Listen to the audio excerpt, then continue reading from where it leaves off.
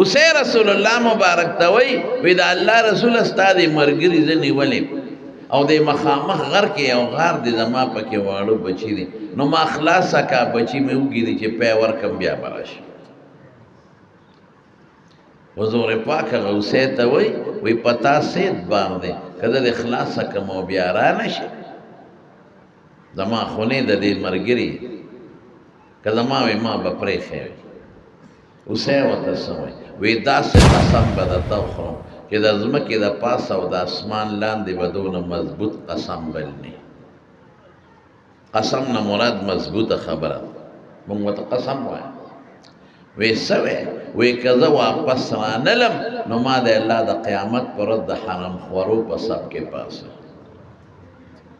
حضور پاک وی قف شعری وی ویختمی غونی شو درېدل دومره سخته خبره وکړه قسم دې د مسلمان د پاره د قیامت پر ورځ د حرام خورو سب ډیر خطرناک نن دنیا په حرامو سر هر سړی خطر سو کوئی حرام خور دی سو کوئی حرام خور دی سو کوئی حرام خور ځان ته نه ګور که چا پردی ځمکه نیولې ده او نه یې پرېږدي په خدای حرام خور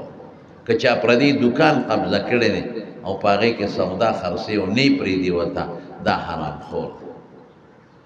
که چا د لور خور حق لاندې کړی دی او نه یې ورکوي دا هم حرام خور په یو سفر کې حضور پاک شریف فرماو یو صحابي اوسه نیولی و اوسه زور کو رسول الله مبارک پسې پړی باندې زور کوي نبی علیہ السلام په پوه شو وی دا اوسه سستا کا اوسه نه غراله حضور پاک لا او پیغمبر علیہ السلام سره داسې خبرې شروع کړې لکه محتاج خبرې وای خبرې کړې دي د حضور پاک په مخ کې بخاری شریف کې حدیث او خبرې کړې نبی علیہ السلام سره حیواناتو خبرې کړي اوس خبرې خدا عقل نه بار دي حکم ذات چې مال په جبه کې د خبرو طاقت پیدا کړي هغه ذات توتي لو خارولم په جبه کې د خبرې طاقت پیدا کولی او هغه وسیلم پیدا کولی شي دا معجزه شوست اوس سلام او فرمایل وی باس صحابي ته وی د اوسه خوشک د دې واړه بچی دي دا کوستاله لکه بچی مفتو کې لاړ تباشو د پيو څوک نشته د خونه او اعلان وکوي د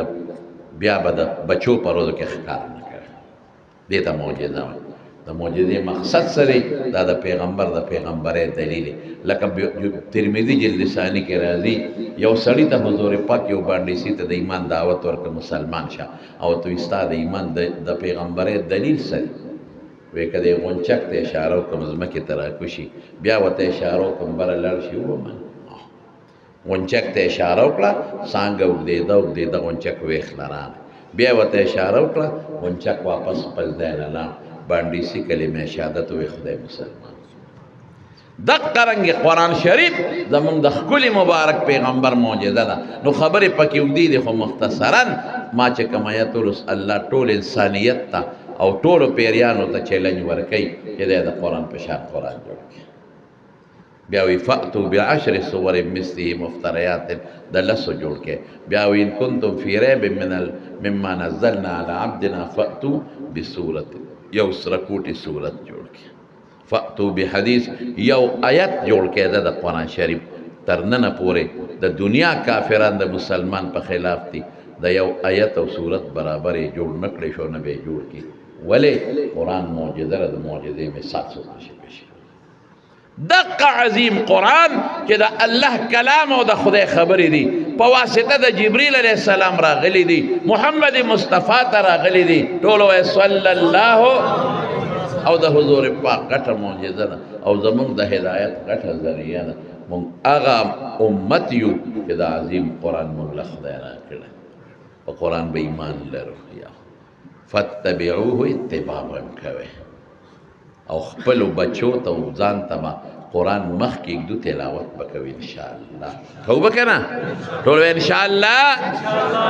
بچي به یو بچي نه به د قرآن حافظ هم جوړو که خیر انشاءالله